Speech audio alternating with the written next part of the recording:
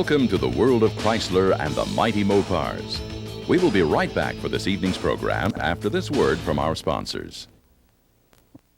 Today's the big day. Gloria's dad is going to teach her to drive.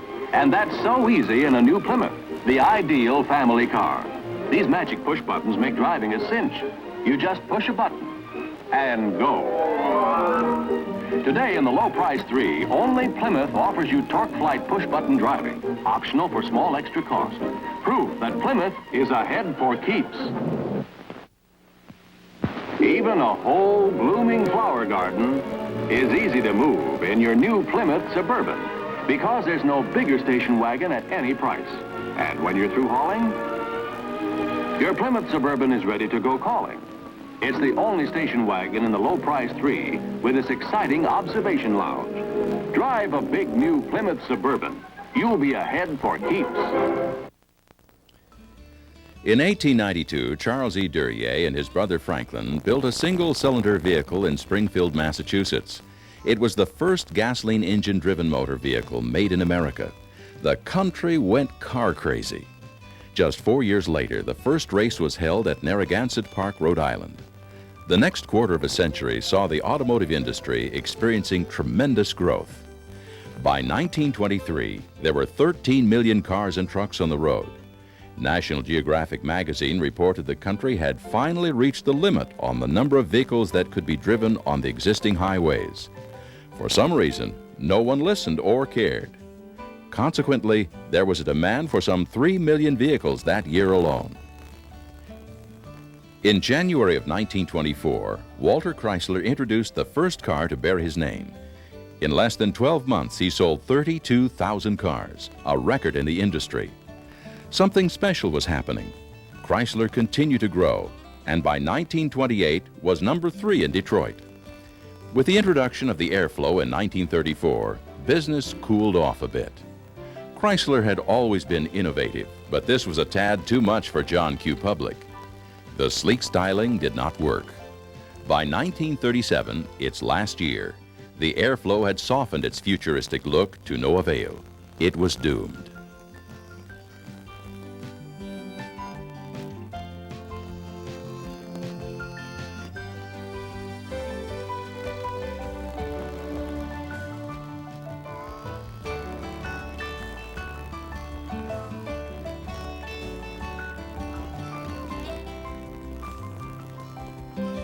Styling was slow to change immediately after World War II, but Chrysler introduced a Town & Country two-door convertible in 1946.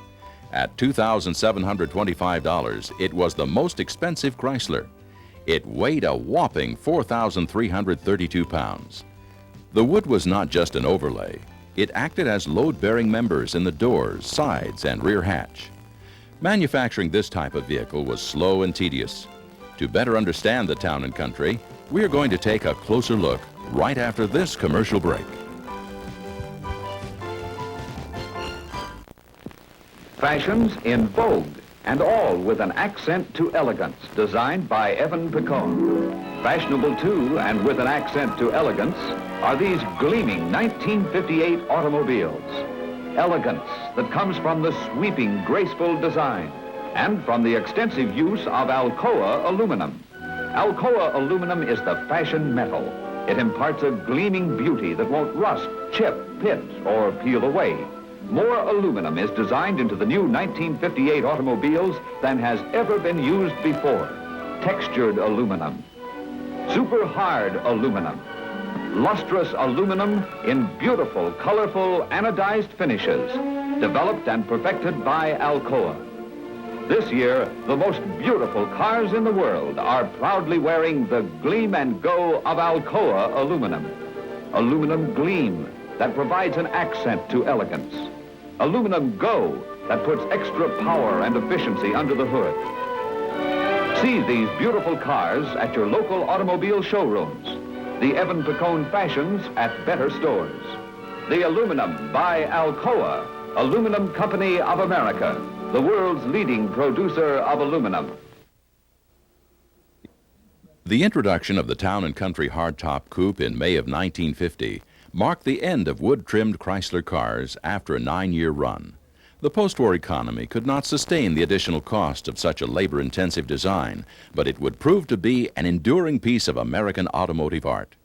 Steve Nye and Ken Layton, proud owners of this particular example, are trying hard to maintain the classic look the designers made available to the enthusiasts. This is a 1950 Chrysler Town & Country Newport. They made approximately 701, and this is one of 65 left known to exist. The club considers it to be in A condition. It was a very late production model, serial number 7412176. The car is in the midst of an ongoing restoration. The paint was done in the mid-70s by a previous owner and has held up well. The great attraction for the Town & Country was, of course, the wood, but it wasn't just a pretty overlay. The wood itself is the main structure of the car. The car consists of basically a flat floor pan with two rear fender wells and a front firewall, and basically the rest of it is all wood fastened to it with big steel plates that hold the corners and edges together. The doors are all wood with just the steel panels, the color of the car, inserted from behind, and then a steel structure that holds all the window mechanism is just screwed in with wood screws around the edge of the door. The original floor pan was thought to be from a convertible with the rear window tray used for structural purposes. On this particular model, they only made the coupe on the last year, and the top and everything is fitted to the wood with nails and screws and whatever else it took. The wood pieces were manufactured by the Pekin Wood Products Company in Arkansas and shipped to Detroit, where the bodies were mated to the chassis. Each piece in a set had matching numbers. Most exterior pieces were white ash with inner panels of Honduran mahogany plywood. The varnish finish was similar to that on marine products. The familiar straight 8 engine had been around for almost 20 years. It displaced 323 cubic inches and produced 135 horsepower and had to move some 4,600 pounds, plus passengers. It has the fluid drive, which is a partial manual, partial automatic transmission with solenoids that kick it in and out of gear. It performs real well. It has its original four-wheel disc brakes, which was a first for 1950 for the Chrysler, and was only carried on for a few years until it was dropped. In the case of a Town & Country, it's not hard to understand an owner's desires and dreams. Well, basically, we bought it as an investment and plan on hanging on to it for quite a long time. The cars are very rare, with only few of them existing, and we had looked quite a while for a certain kind of car to buy, and when this one came available, the uniqueness was just too much. It's Art Deco, it's elegant, it's sporty, it was just about anything you could want in a car. When the car was brand new, it was probably about the most expensive thing you could possibly buy, and at this point in time, it still holds true for the year of the car, and that makes it an excellent investment.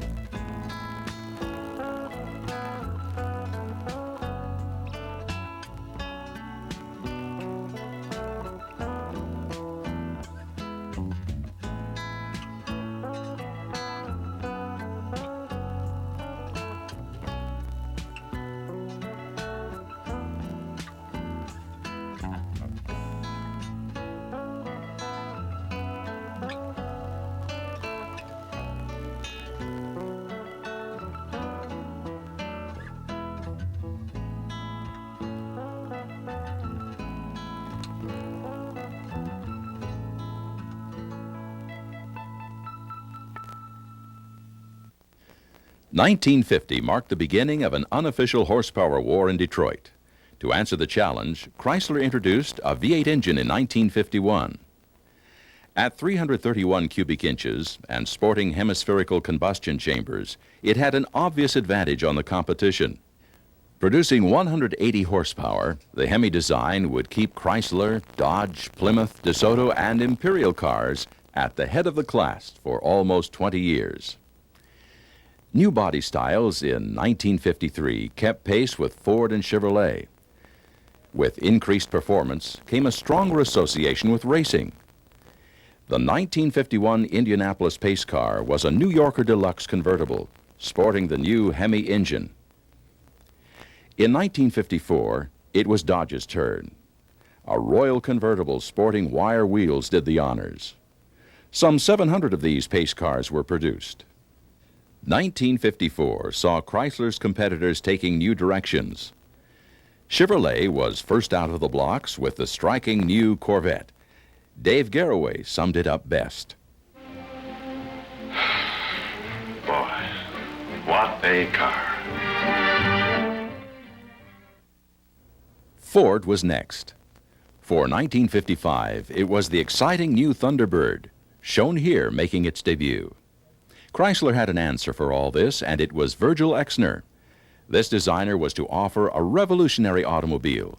It combined the powerful Hemi engine with a sleek new body design that would carry Chrysler into the 60s. 1954 had not been a good sales year, so the new forward-look cars arrived just in time.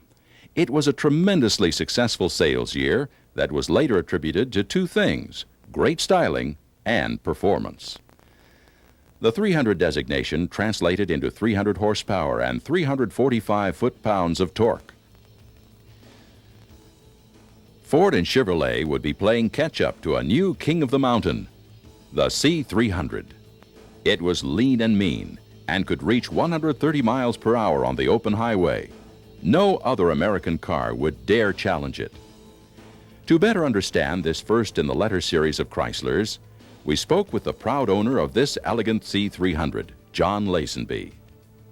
This is a 1955 Chrysler C300. The serial number on it's 1881. It was produced April the 13th, 1955. As far as I can tell, I'm probably about the fifth, maybe the sixth owner of the car. I know 3 owners back. Beyond that, it gets a little vague. When I received the car in February of 1989, it cosmetically looked pretty much as you see it now. I spent a lot of time working on the paint, and we estimate the paint job to be around 16 years old. Right now it is the correct color. I replaced all of the springs in the cars. It was pretty sad. Replaced the exhaust, did some cleanup in the trunk area and some cleanup in the engine compartment. Other than that, the car was pretty much as you see it.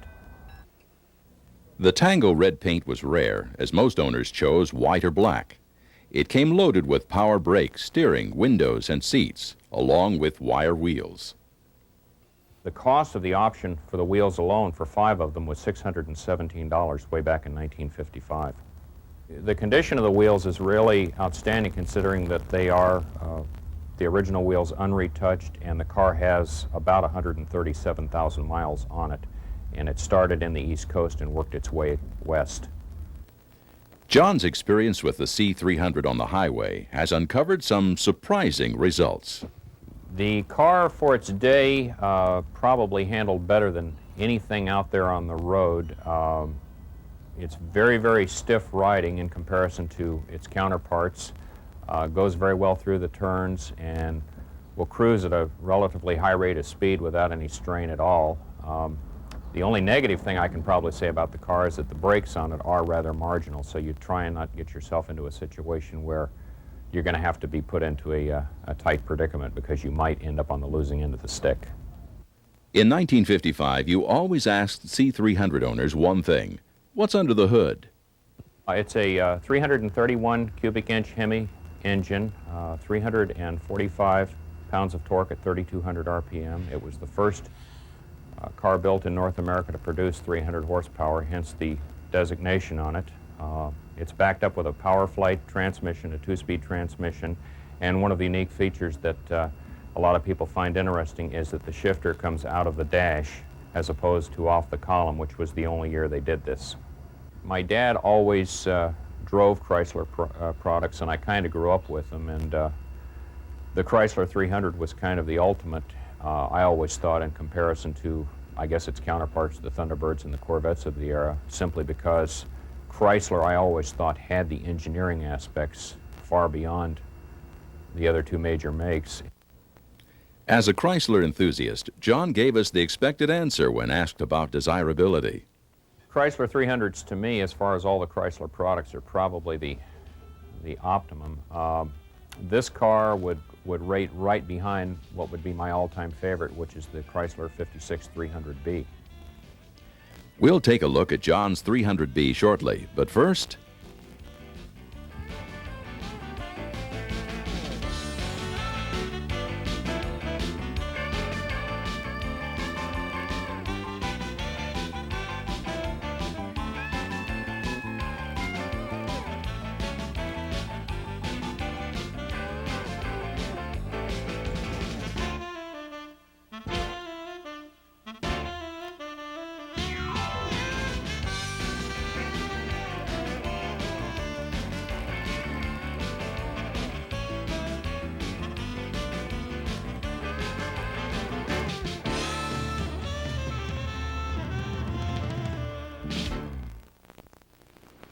Meet the 1957 DeSoto, barely 4 feet 7 inches from road to glamorous roof.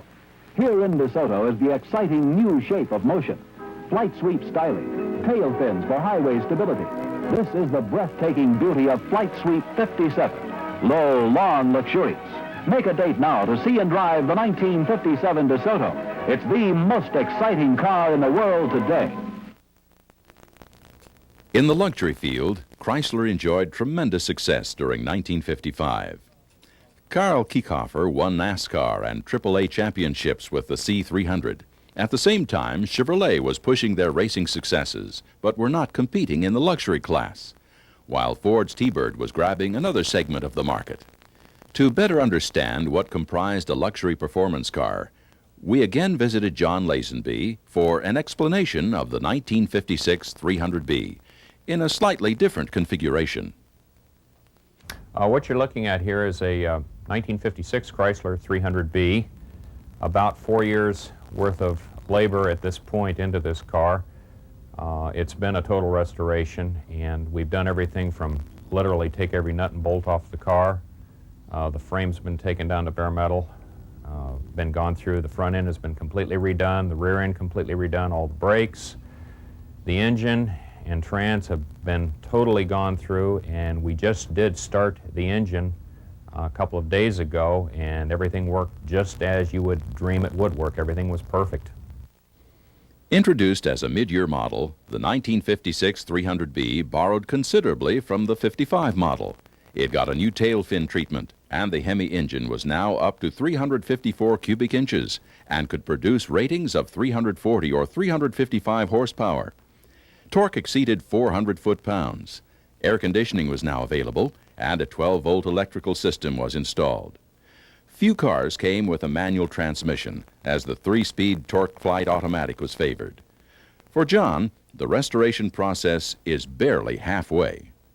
Well, the next step, it will go up to the body shop, where the body's been waiting for it for about 2 years, and the body, of course, will be installed on it. Then I will bring it home and continue the reassembly process, wiring looms, all of the chrome trim, the glass.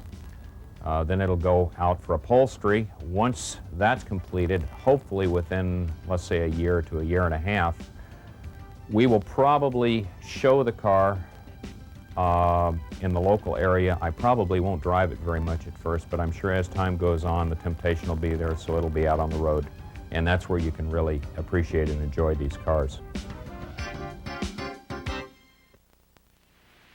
Here's where the smoothest ride in the world starts. It's the most exciting ride advancement in 20 years. It's the 1957 DeSoto with new torsion air suspension. Completely new riding comfort. Torsion air suspension gives you new driving safety. Quick, easy handling, flat sports car cornering, level tracking. See and drive the 1957 DeSoto with torsion air suspension as standard equipment. It's the most exciting car in the world today. 1957 saw Chrysler restyle the 300 and give the public something new to dream about. The 300C was very sleek and at the same time a simple design. Prices were up to $5,000 for the coupe and $5,400 for the smart new convertible.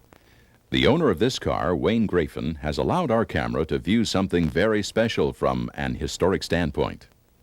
This car was built June 20th, 1957, and it is serial number 3N572958. It's one of 76 black convertibles built in the Chrysler 300 line that year. This car is a very authentic, original car. It is unrestored, having only 26,000 miles. At this time, there are no known cars with lower mileage than that. When I say original, the original paint, original top and rear window, the original spare tire is still in the car, all the factory leather is still in it. The big news for 57 was the torsion bar front suspension, which on the 300C was 40% firmer than on standard Chrysler models. The list of options continue to grow. It has the options of tinted glass, power steering, power brakes, dual mirrors, signal-seeking radio, and the very rare Highway Hi-Fi, which is a record player playing 16 1/3 RPM records. The engine in the car is the production 375 horsepower, 392 cubic inch motor, hemispherical heads, dual Carter carburation with a torque flight automatic transmission. The rear axle is a standard 336:1 ratio. The top mechanism is electro-hydraulic, an electric motor driving a hydraulic pump. I have not had the top down while I have owned the car because of the fact that it's an original material top from the factory. I'm very concerned about it cracking or splitting a seam while it's being put up or put down. So this is a rare treat to watch this top go up and down. Although the top needed a little nudge going back up, the material and stitching held up well. The car had only one previous owner who stored it from 1967 to 1988. Wayne purchased the car in 1990 and had it transported from Illinois to California. This endangered species will be in very protective custody from now on. My only real plan is to keep it fully usable, to drive it some very careful miles to a few select shows, and to preserve its history and enjoy it for what it was, but with limited use.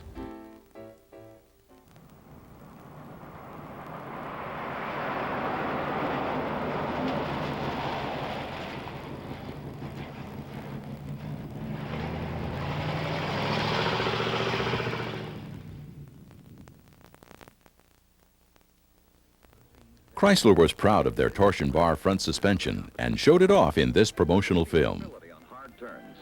The Plymouth takes a sharp turn at 50 miles an hour and still hangs right in there.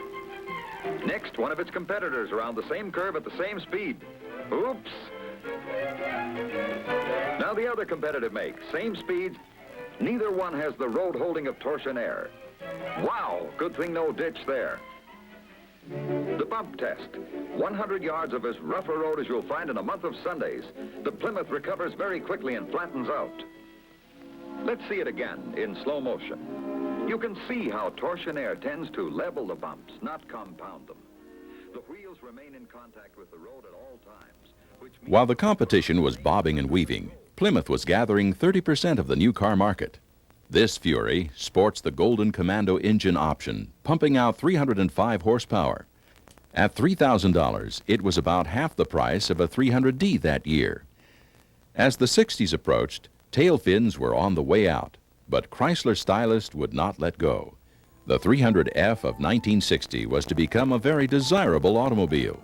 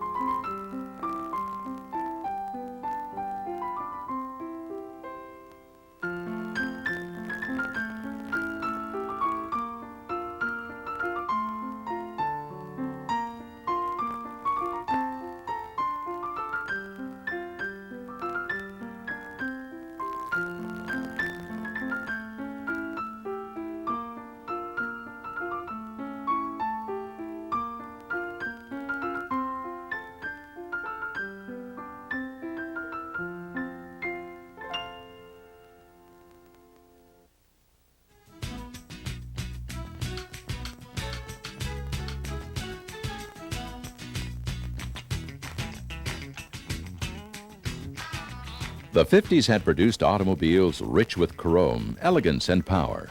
During the early 60s, the power was still there, but styling was in a transitional state. We were headed for the box design. Aerodynamics were of little concern, since there were big engines to push us along, and the price of gas was a little concern. The late 60s saw the Mopars getting lean and mean. They took on a serious look and were backed up with serious horsepower.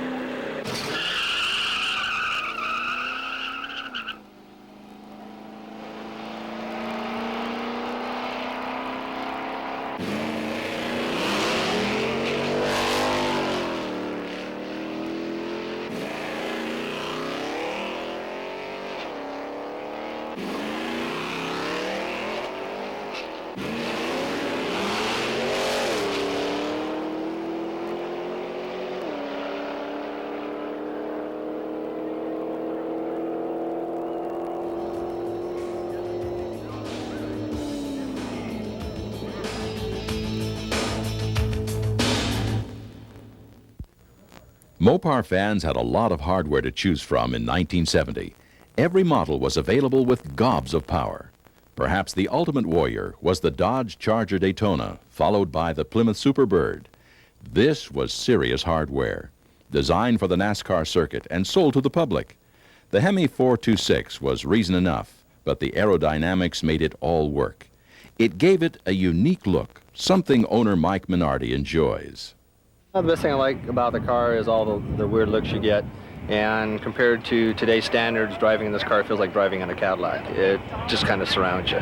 But probably the comments you get going down the road and the freeway, and then reading people's lips. That's probably about the most thrill you get driving in this thing. Turns mid-14s in a quarter mile from a dead stop. For a big tank weighing over 4,000 pounds, that's pretty damn good. So, straight away, get up and go, get up in the freeway or something, start flying, get up 100, 125. New cars today don't even compare.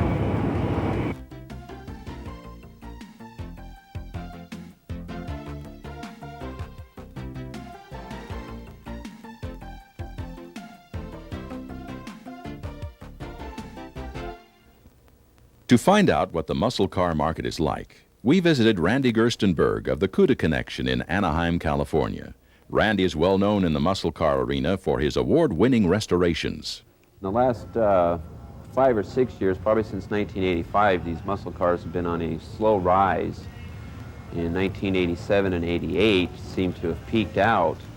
Cars that were $4,000 or $5,000 were selling for $60,000 and $70,000, some as high as $200,000, depending on if it was convertible or what engine it was equipped with. I believe right now that the market is very slow. The market seems to be coming down. Part of the reason is I feel is that the wealthy collectors have basically purchased everything that they would like to have, and there's not too many more new players coming into the game, and I think the market's going to go real soft. They'll never go back down to 1980 prices, but I don't believe that they'll be selling in the next 5 years for what they have in the last 5 either. Randy has had to make adjustments due to both the car market and the changing economy.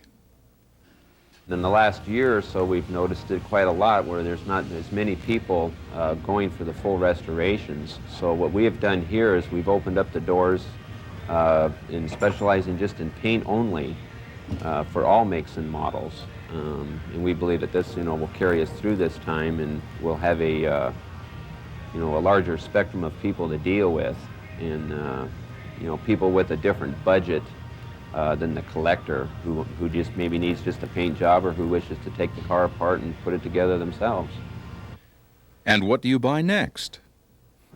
Suggest probably the E-bodies being the Barracudas and the Challengers, possibly the 71 Roadrunners. They're easy to maintain, easier to get parts for than some of the more expensive Hemi cars. They don't cost quite as much to maintain. They're fun to drive, and they will hold a value for some time. Randy's work can best be appreciated in the following pair of Hemi Cudas owned by David Fogg. This is a 1970 Plymouth Hemi Cuda hardtop. It's painted rally red with a black vinyl top. In 1970, they produced a total of 652 Plymouth Hemi Cudas. This is one of them. Of the 652, 284 of them had pistol grip 4-speed transmissions, of which this is one. It's been completely restored by Cuda Connection in Anaheim, California, and it features road lamps, elastomeric bumpers both front and rear, and painted mirrors on driver's and passenger side. This car has the Hemi 426 cubic inch engine rated conservatively at 450 horsepower, and it also has the Dana 410 rear end gears. It's an original California car. It spent most of its life in the Fresno Valley area. I believe I am the fourth owner.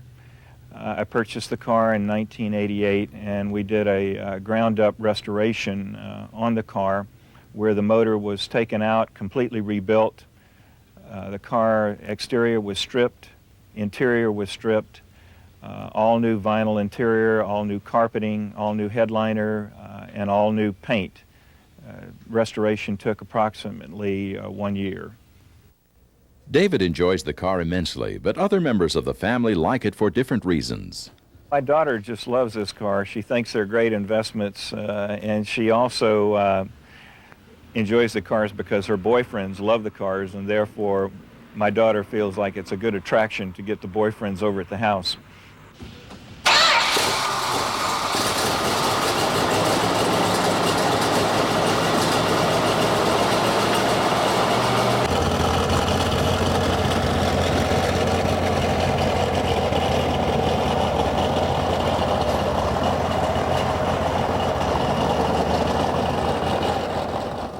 The second car of my two-car collection is another Hemi Cuda. This one is a 1971 Plymouth Hemi Cuda hardtop, and again it has the same 426 Hemi engine that the red car has. It is a Canadian car, and I bought it from the original owner in 1989.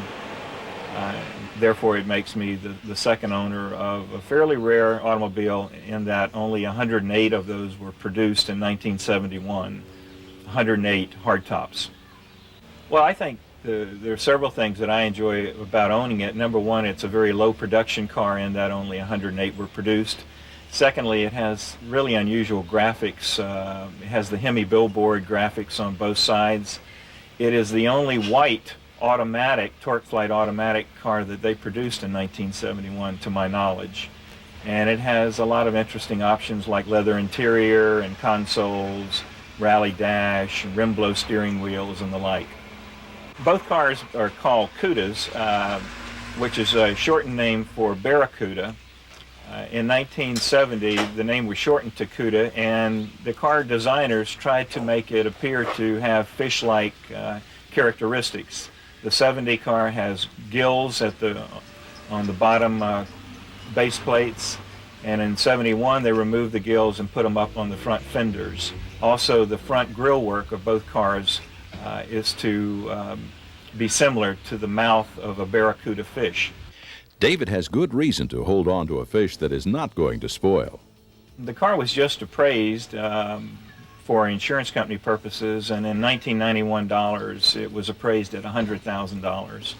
And I personally feel that this figure will increase over time due to its rarity and high demand by fairly well-off collectors in the market.